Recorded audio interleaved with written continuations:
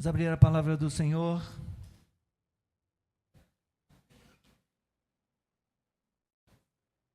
Mateus capítulo 12.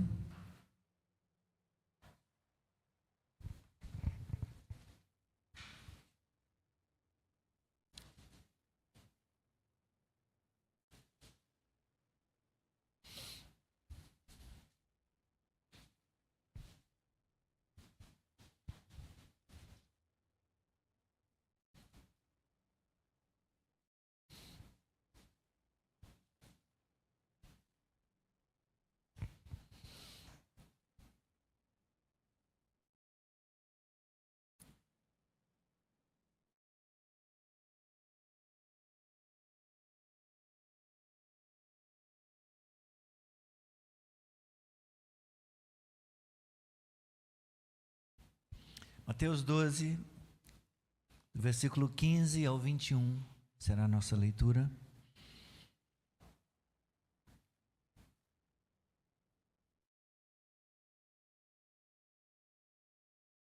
Prontos?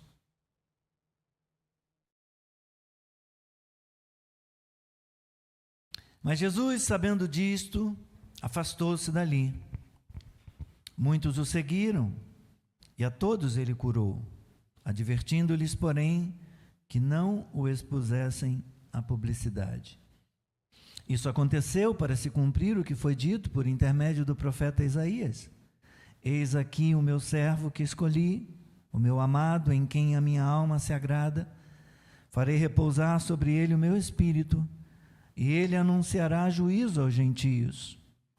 Não entrará em discussões, nem gritará, nem fará ouvir nas praças a sua voz. Não esmagará a cana quebrada, nem apagará o pavio que fumega, até que faça vencedor o juízo.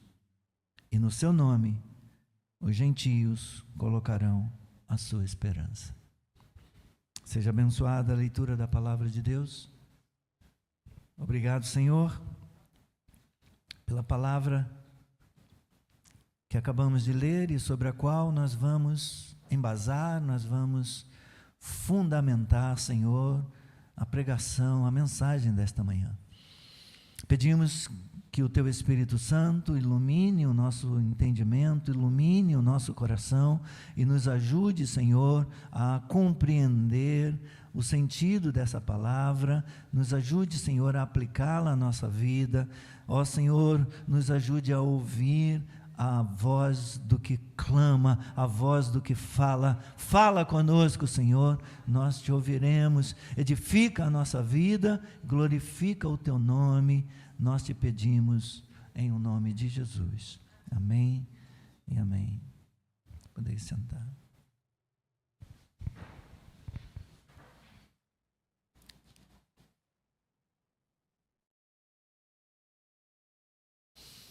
Há vários pensadores e teóricos que escreveram e falaram a respeito do exercício de poder na sociedade.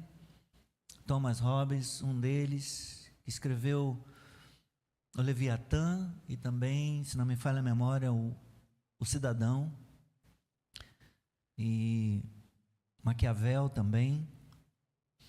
O exercício de poder é a forma encontrada pelos homens para edificar e manter uma sociedade em que se vivam no mesmo espaço pessoas com pensamentos e gostos, ao mesmo tempo semelhantes e distintos.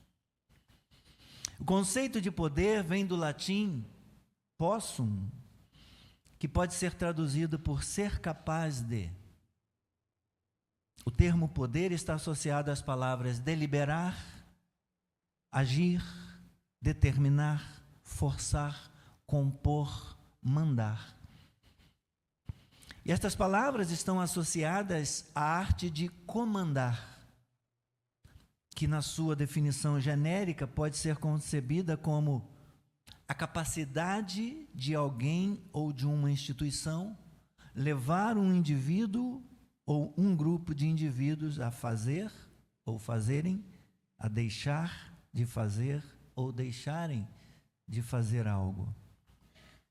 Onde existirem humanos reunidos, seja nas famílias, nas escolas, nos clubes, nas empresas, nas igrejas, enfim, onde existirem humanos reunidos numa sociedade, o fator poder, conforme o conceito descrito há pouco, sempre se fará presente para ordenar e harmonizar a convivência coletiva.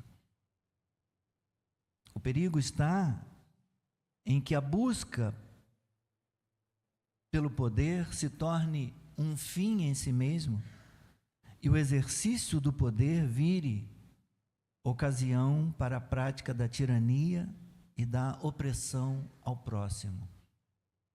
Infelizmente, em todas as instâncias representativas da sociedade, nós podemos encontrar tiranos e opressores. Nas famílias, há pais opressores, tiranos que oprimem os seus filhos. Mas há também filhos que se tornam tiranos e opressores dos seus pais quando estes envelhecem. Nas escolas, há diretores, professores que oprimem os alunos. Mas há também pais que oprimem professores, diretores. Nos clubes, nas empresas, nas igrejas, em todo lugar, pode existir tiranos, pode existir opressores.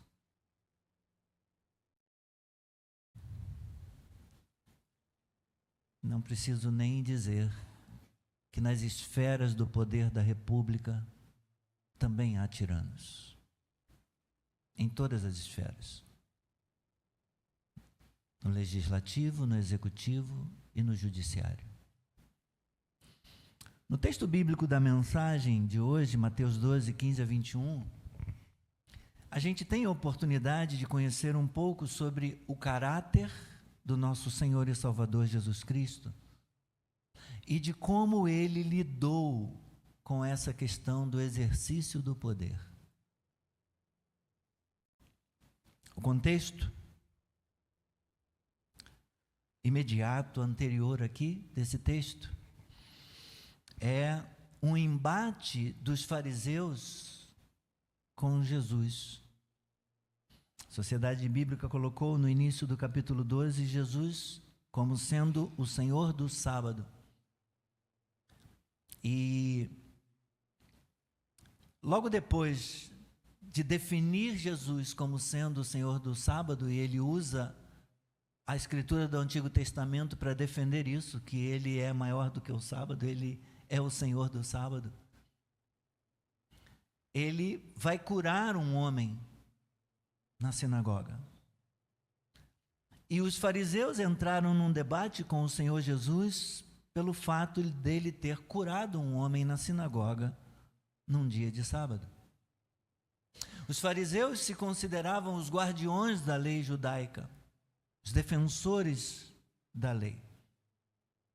E eles se arrogaram do seu papel de defensores da lei e elevaram a questão do exercício do poder à enésima potência, a ponto de considerarem que curar alguém espiritualmente num dia de sábado era quebrar o mandamento do dia do descanso, era violar o sábado. Então, eles confrontam o Senhor por ter curado este homem num dia de sábado. E com o propósito de demonstrar seu poder político e religioso, eles queriam matar o Senhor Jesus. É o que diz aí o finalzinho, versículo 14. Os fariseus, saindo dali, conspiravam contra Jesus, procurando ver como o matariam ou como tirariam a sua vida na tradução antiga.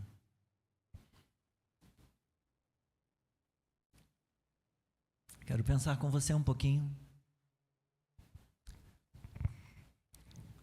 Mas Jesus, prossegue Mateus, versículo 15, sabendo disto, sabendo de quê? Sabendo que os fariseus o queriam matar. Jesus fez o quê? Pegou a arma e foi para lá brigar com eles. Foi lá discutir, bater boca com eles, falar mais alto do que eles. Foi isso que Jesus fez? Mas Jesus, sabendo que os fariseus querem usar de força, de violência contra ele, Jesus afastou-se dali. Muitos o seguiram e a todos ele curou, advertindo-lhes, porém, que não o expusessem à publicidade. Para surpresa de 0 pessoas, Evelyn, tudo bem?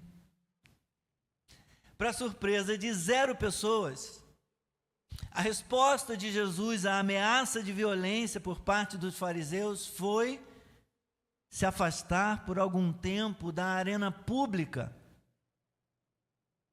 Não para fugir do confronto, não para fugir do embate. Jesus não tinha medo de fariseu, não tinha medo de ninguém.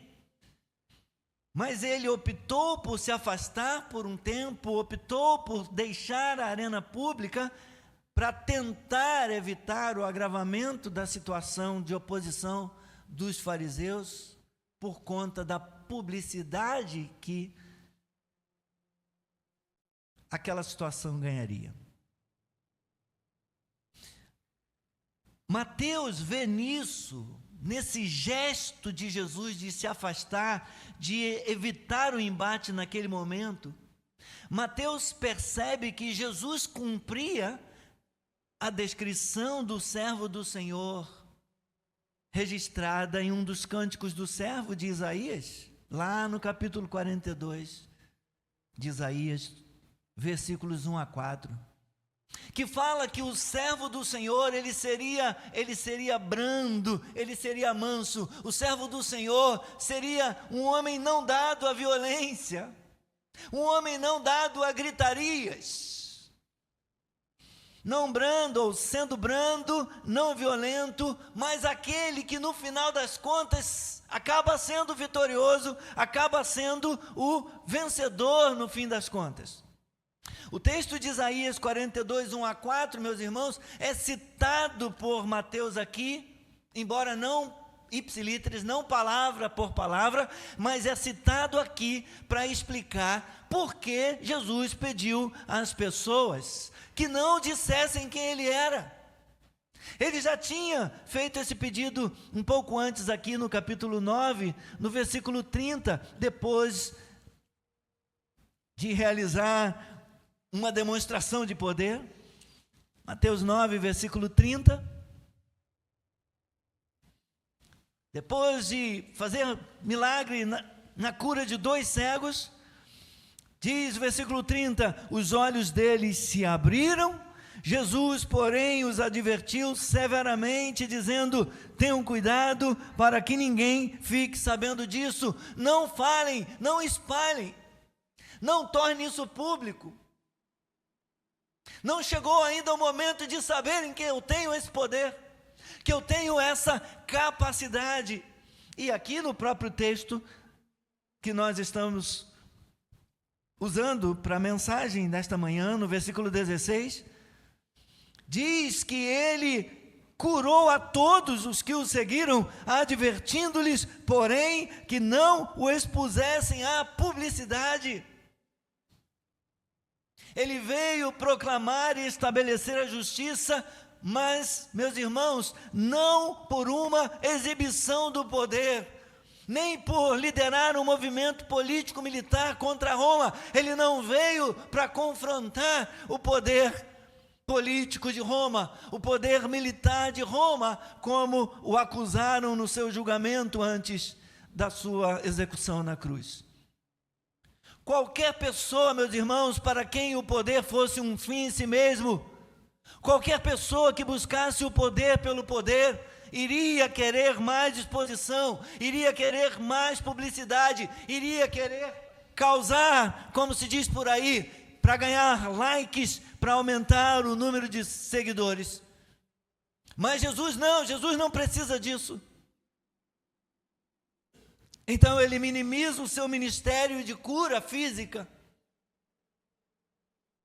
para que os seus discípulos compreendessem melhor que ele tinha vindo, antes de tudo, para trazer restauração, para trazer esperança, para trazer salvação, para trazer cura espiritual. Ele não veio fundamentalmente, ele não veio especificamente para fazer milagres, para curar fisicamente as pessoas. Ele veio para curar a alma das pessoas, ele veio para perdoar os pecados delas, ele veio para restaurar a alegria, ele veio para restaurar a fé, para restaurar a esperança e para lhes dar salvação. Para isso que ele veio.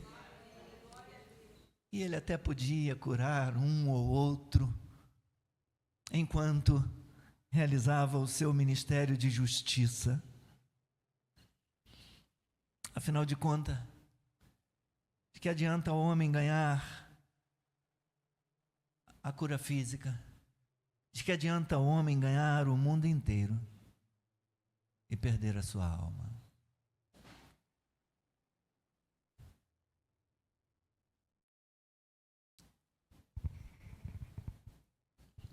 Então o versículo 17 diz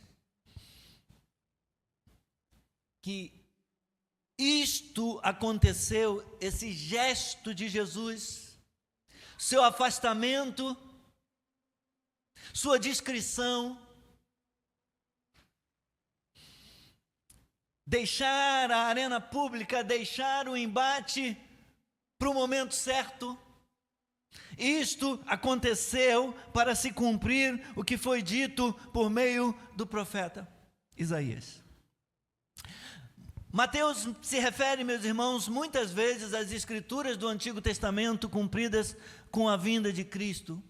Ele faz isso, por exemplo, lá no início, no capítulo 2, rapidamente, acho que o tempo me permite olhar com você. Evangelho de Mateus, no capítulo 2.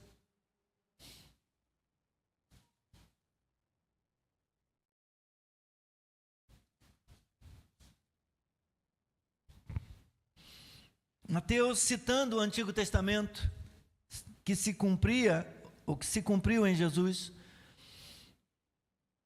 Versículo 14, vou ler 14 e 15.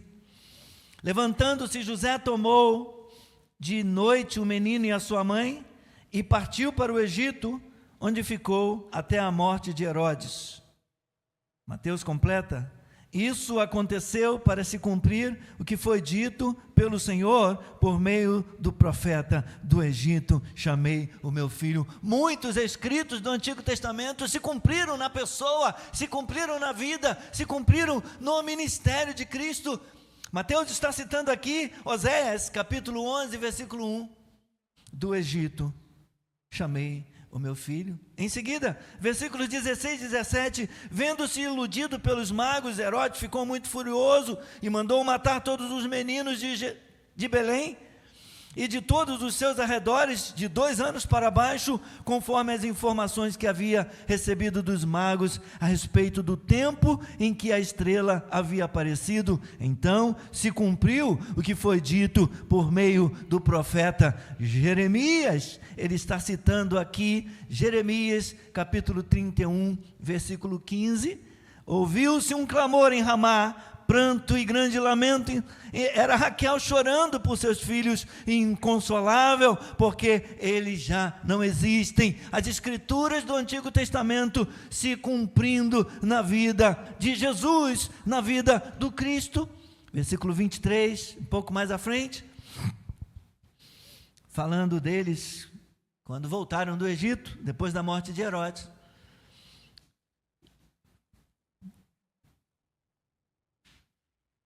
Vou ler o 21 para ficar mais completinho. Levantando-se, José tomou o menino e a sua mãe, voltou para a terra de Israel. Porém, ouvindo que Arquelau reinava na Judéia, em lugar de seu pai Herodes, teve medo de ir para lá. E tendo sido avisado por Deus em sonho, José foi para a região da Galiléia e foi morar numa cidade chamada Nazaré, para se cumprir o que foi dito por intermédio dos profetas: ele será chamado Nazareno. Profecia de Isaías. Isaías capítulo 11, versículo 1. Voltemos lá para Mateus 12. Aqui em Mateus capítulo 12, versículos 18 a 21, nós temos, meus irmãos, a maior citação do Antigo Testamento, embora não palavra por palavra, como eu já disse. Esta é a maior citação no Evangelho de Mateus, do Antigo Testamento, que é uma citação de Isaías 42, de 1 a 4. No Evangelho de Mateus, aplicada a Jesus Cristo. Jesus é reconhecido e identificado como o servo manso, sofredor, capacitado pelo Espírito Santo, cuja missão é trazer justiça e esperança para as nações. Eis aqui o meu servo, a citação de Isaías, começando no versículo 18, eis aqui o meu servo que escolhi, o meu amado em quem a minha alma se agrada, aleluia, farei repousar sobre ele o meu espírito, ele anunciará juízo aos gentios, não entrará em discussões, nem gritará, nem fará ouvir nas praças a sua voz, não esmagará a cana quebrada, nem apagará o pavio que fumega, até que faça vencedor o juízo, e no seu nome as nações, os gentios, colocarão a sua esperança, aleluia.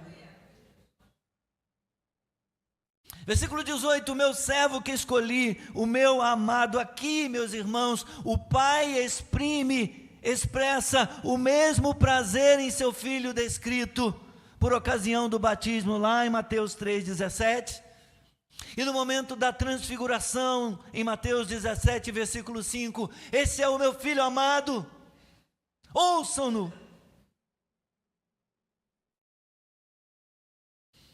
Ele anunciará o juízo, parte C do versículo 18, capacitado, revestido pelo Espírito Santo, inspirado, guiado pelo Espírito Santo, ele anunciará juízo.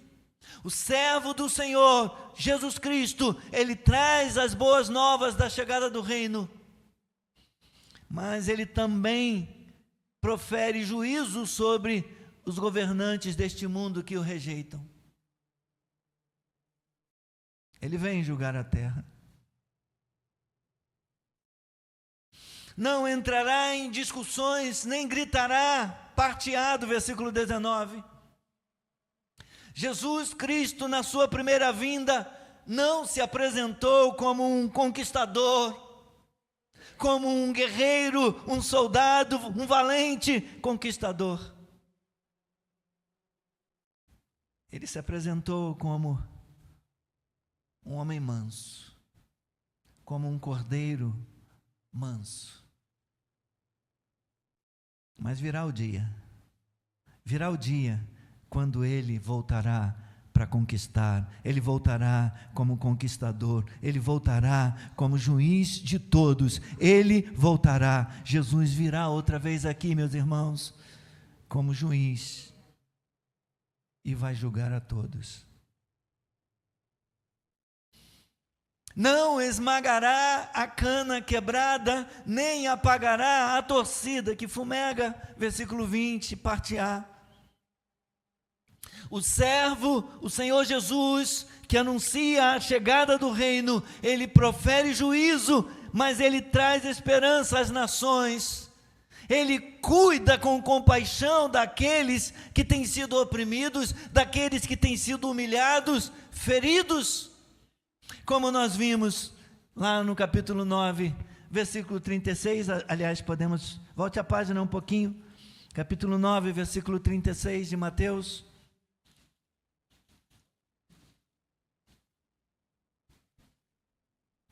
Jesus percorria todas as cidades, 35 e aldeias, ensinando nas sinagogas, pregando o evangelho do reino e curando todo tipo de doenças e enfermidades. Ao ver as multidões, Jesus fez o quê? Ele se compadeceu delas, porque estavam aflitas e exaustas, como ovelhas que não têm pastor. Capítulo 11, versículo 28.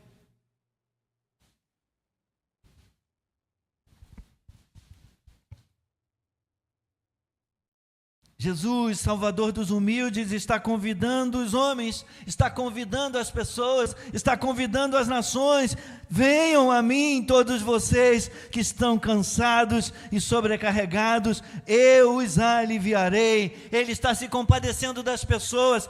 Tomem sobre vocês o meu jugo e aprendam de mim, porque sou manso e humilde de coração, e vocês acharão descanso para a sua alma, porque o meu jugo é suave e o meu fardo é leve. Venham a mim, venham achar descanso. Venham achar esperança. Venham achar cura. Venham encontrar a vida. Jesus, o servo do Senhor, meus irmãos, Isaías 42, ele proclama justiça a todas as nações, uma justiça que corretamente condena os pecadores. No entanto, Jesus cumpriu as exigências dessa justiça, por meio de sua vida perfeita e de sua inocente morte sobre a cruz. Como fomos lembrados hoje na ceia. O castigo que nos traz a paz estava sobre ele. Ele não teve pecado nenhum, mas foi punido pelos nossos pecados.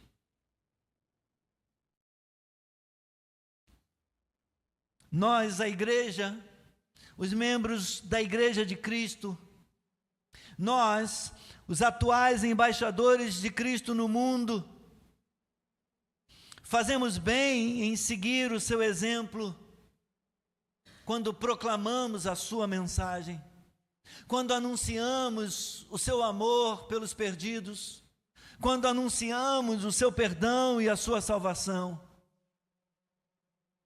Porém, devo lembrar que nós não salvaremos ninguém brigando ou discutindo. Somente o Evangelho de Cristo é o poder de Deus para a salvação. Somente o Evangelho salva. Não percamos tempo entrando em discussões intermináveis, batendo boca com quem quer que seja. Se necessário for, nos retiremos por um tempo. Guardemos o silêncio momentaneamente, até outra oportunidade. Mas a mensagem de hoje, meus irmãos, além de nos lembrar que é a mensagem que proclama a salvação em Jesus, ela também anuncia que Jesus, além de trazer salvação, Ele também nos traz encorajamento. Ele também nos trouxe restauração e cura. Quem gosta de planta aqui? Pouca gente gosta de planta, sério? Gosta de flor? Planta. Não é planta, projeto, planta de construção. Planta baixa, planta de elétrica. Planta, vegetal.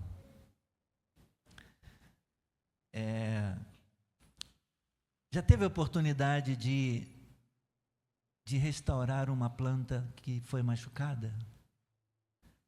Às vezes, por alguma razão, um vento forte, às vezes o vasinho estava pendurado, de repente ele cai, o vento derruba, e um galho fica amassado.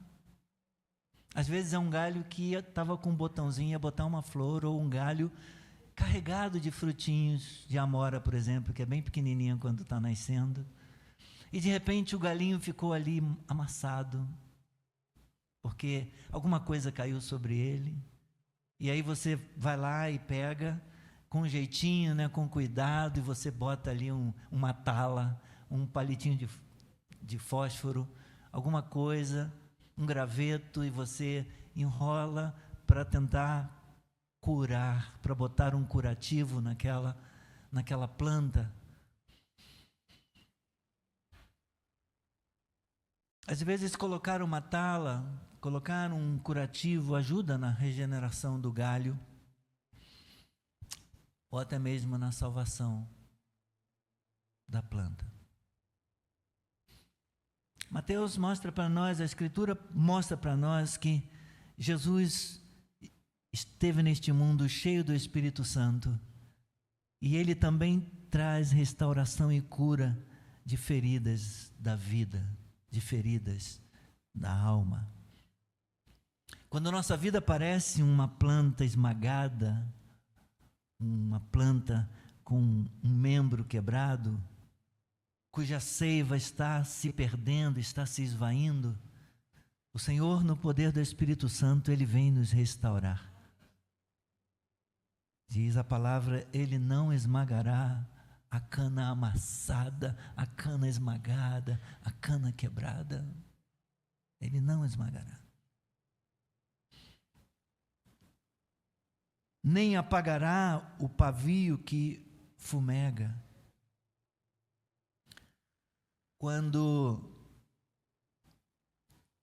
Não vou falar de lamparina, porque tem gente que não sabe nem o que é uma lamparina aqui.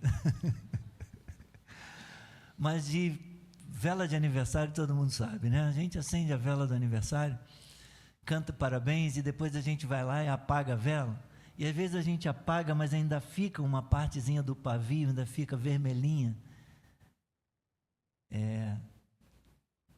Apesar da chama maior ter sido apagada, mas fica uma parte da vela com ainda um sinalzinho da presença ali, né, de que aquela chama, aquela vela esteve fumegando, pegando fogo, e tem ainda a presençazinha ali de calor, tem ainda um sinalzinho de centelha. Se soprar, de repente ela acende, às vezes até sozinha, né, a vela acende de novo.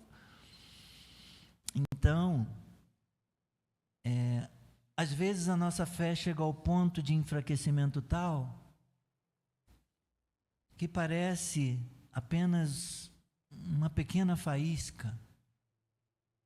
Já foi uma grande chama, mas foi diminuindo, foi arrefecendo e ficou só uma faísquinha. O texto diz que o Senhor não apagará a centelha. Ele não apagará o pavio que ainda tem um sinalzinho ali de fumaça, um sinalzinho de que já teve fogo ali. Ele não apagará a nossa centelha.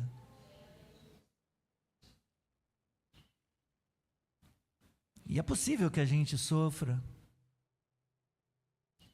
por olhar para a nossa vida e ver que hoje a gente é só uma faísca, quando já fomos uma labareda, como já fomos um fogaréu. E existe uma grande diferença entre uma faísca e um fogo. Porém, meus irmãos, há uma diferença infinita entre uma faísca e nenhuma faísca.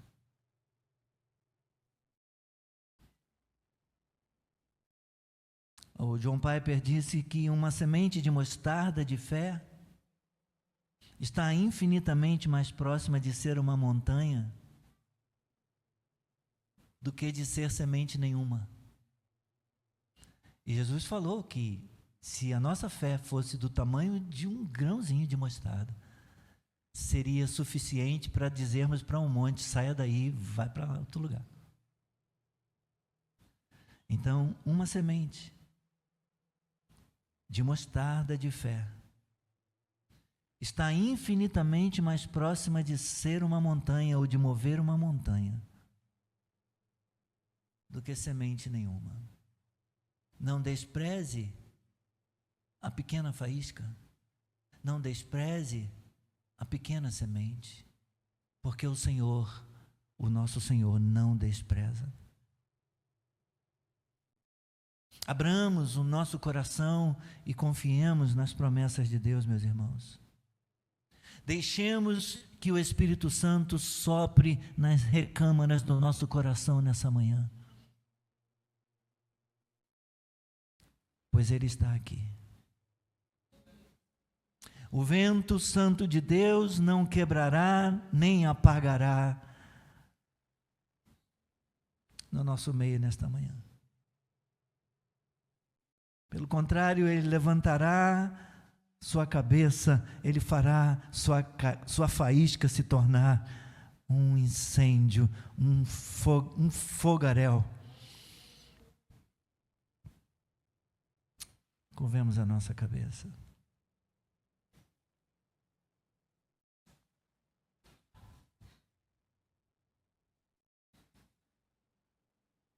Talvez você tenha entrado aqui abatido, abatida, esmagada, como uma cana quebrada, ou como um pavio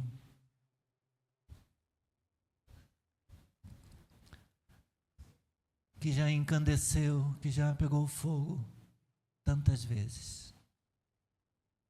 Mas você se sente apenas um tecido retorcido, enfumaçado, apagado.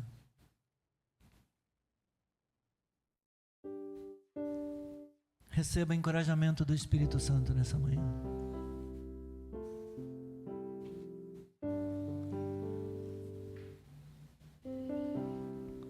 Seja encorajado pelo texto do profeta Isaías nessa manhã.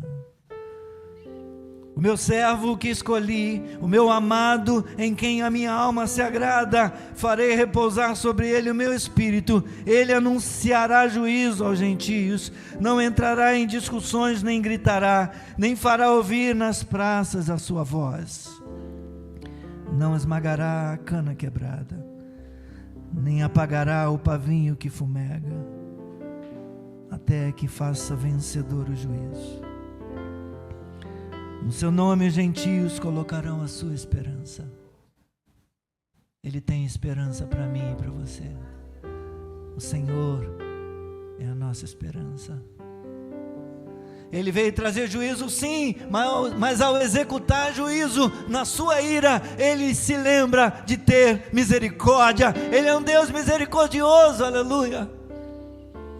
Ele é um Deus que traz restauração, traz salvação, executa o seu poder, traz juízo, manifesta a sua ira, mas Ele é um Deus que restaura, Ele é um Deus que cura, Ele é um Deus que transforma, Ele é um Deus misericordioso e manso. Aleluia. Pois quando estás neste lugar, sua graça invade mim,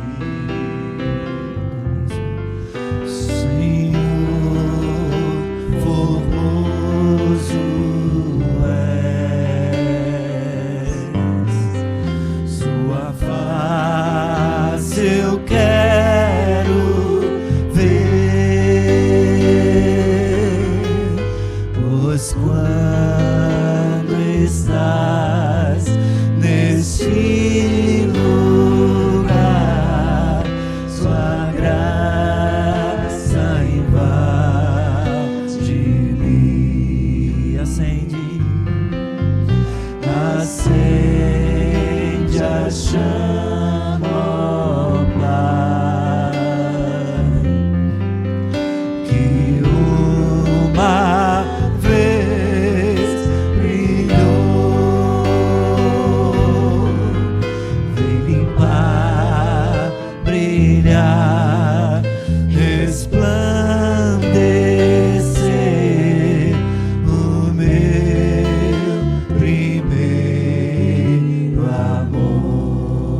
acende,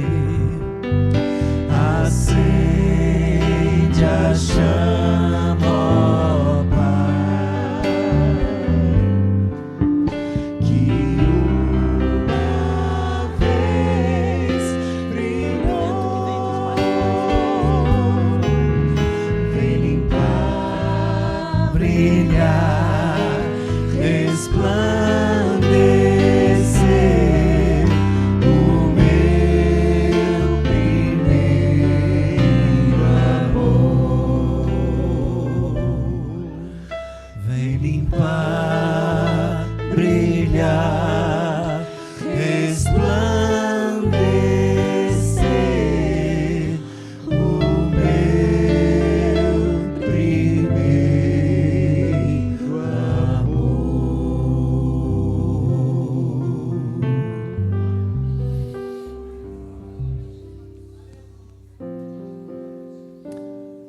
Vem curar-nos nesta manhã, Senhor.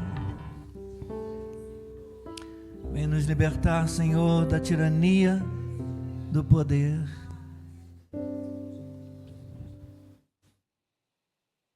Do engano, da cobiça, da busca do poder pelo poder.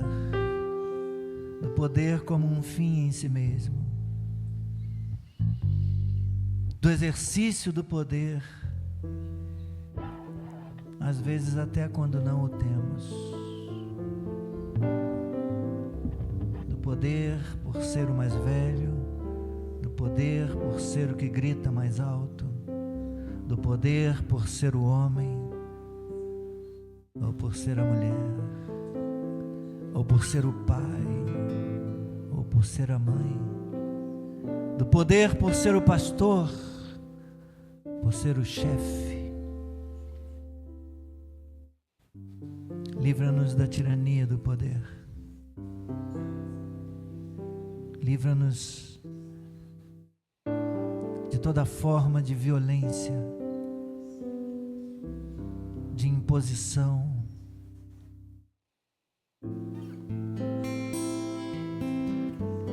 Livra-nos, por favor, Senhor. Em nome de Jesus, por favor, Senhor, por favor. Livra-nos. Livra-nos do medo que sentimos e do medo que causamos. Livra-nos de nos tornarmos opressores, tiranos, brigões. Por favor, Senhor, guarda o nosso coração.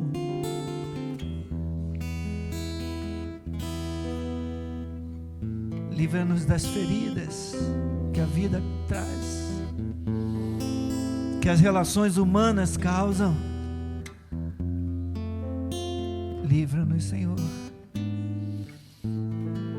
das relações tóxicas, das pessoas tóxicas e do mal que elas nos causam. Livra-nos, Senhor. Cura-nos, cura-nos. Cura nossa mente, cura o nosso corpo, cura a nossa alma, cura as nossas emoções. Cura-nos nesta manhã, Senhor. Restaura-nos. Cura as nossas relações, Senhor. Restaura nossos relacionamentos, Senhor. Torna-os saudáveis, Senhor. Em nome de Jesus. Em nome de Jesus.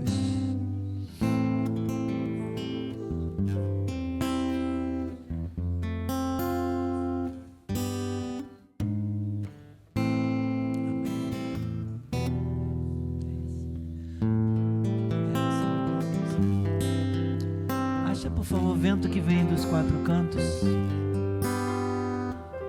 tem aí? Vento que vem dos quatro cantos, sopra sobre nós, leva-nos a possuir a herança que temos em Ti. Vento que vem dos quatro cantos, sopra sobre nós, leva-nos a possuir a herança que temos em ti. Toca em mim, Espírito, toca em mim, Espírito, vivifica minha alma. Espírito, toca em mim, Espírito, toca em mim, Espírito, vivifica minha alma. Espírito, deixa fluir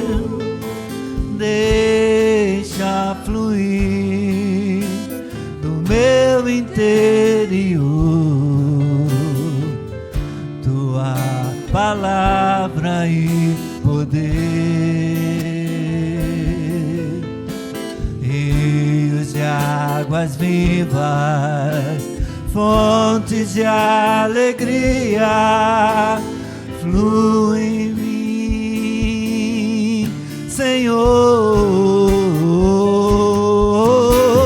Toca em mim, Espírito, toca em mim, Espírito, vivifica minha alma. Espírito, toca em mim, Espírito, toca em mim, Espírito, vivifica minha alma. Espírito, vivifica minha alma. Espírito, vivifica minha alma. Espírito.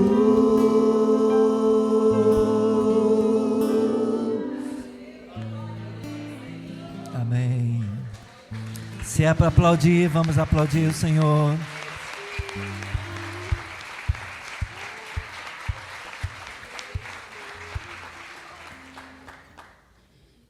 Podemos dar sempre o melhor aplauso que pudermos, que tivermos, pois o aplauso nunca é para a música, o aplauso nunca é para o músico, o aplauso nunca é para a mensagem, o aplauso nunca é para o pregador, o aplauso, todo o aplauso nesse lugar aqui é para o Senhor. Então, sempre o nosso melhor aplauso, sempre.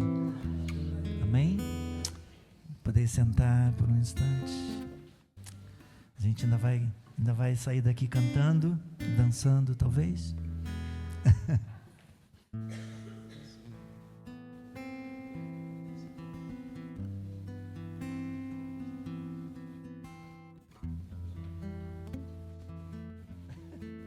Qual o nome? Dona Zilda. A vozinha da Marcele há um pouco mais de um mês. Um pouquinho mais de um mês, esteve muito mal, precisou ser internada e ficou grave o estado dela, mas graças a Deus o Senhor a restaurou, o Senhor teve compaixão dela e permitiu ela receber a alta, voltar para casa, e ela completou mais um ano de vida ontem. Marcela está agradecendo ao Senhor pelo aniversário da sua avó, Dona Zilda. Glória a Deus, o Senhor é bom, Deus tem feito grandes coisas por nós. Deus deu um livramento para a mãe do Carlos também, que sofreu uma queda de uma altura considerável também, mas Deus guardou, né, de consequências graves. O Senhor tem feito grandes coisas o Senhor tem feito por nós. Quantos se lembram o salmo que nós lemos? Salmo 27. Eu gosto desse salmo. Senhor é a minha luz e a minha salvação, a quem temerei, ou de quem terei medo? Senhor é a fortaleza da minha vida, a quem temerei? O meu coração me ocorre, busquem a minha presença, buscarei, pois, Senhor, a tua presença. Não me esconda, Senhor, a tua face, não rejeite com iras o teu servo. Tu és o meu auxílio, não me deixes nem me abandones, ó Deus da minha salvação. Porque se o meu pai e a minha mãe me abandonarem, o Senhor me acolherá.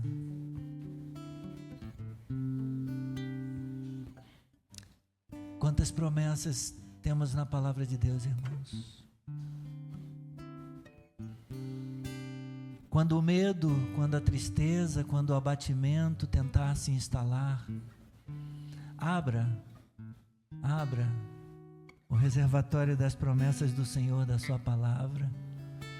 Resgate essas promessas da palavra de Deus, de que o Senhor vai nos acolher, ainda que pai e mãe abandonem, o Senhor não nos abandonará.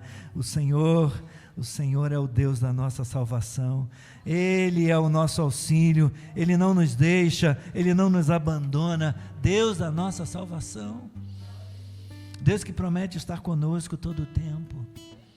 Lembre-se das promessas que Ele tem feito. Ele é o nosso auxílio. Ainda que um exército se acampe contra mim, não se atemorizará o meu coração, e se estourar contra mim uma guerra, ainda assim eu terei confiança, eu colocarei a minha confiança no Senhor. Bendito seja o nome do Senhor. Então eu posso esperar no Senhor, eu posso me animar, eu posso fortificar o meu coração, esperando, pois, no Senhor. Espere nele.